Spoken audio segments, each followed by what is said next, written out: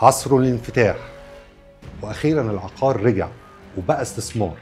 العقارات في عهد الرئيس محمد أنور السادات.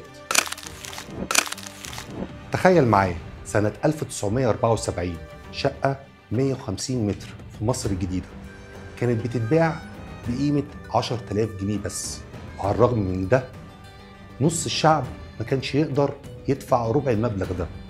تعال نرجع بالزمن واحكي لك القصة من الأول.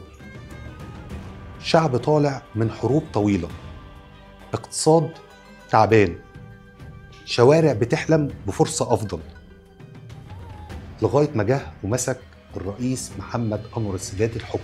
إن هذا الوطن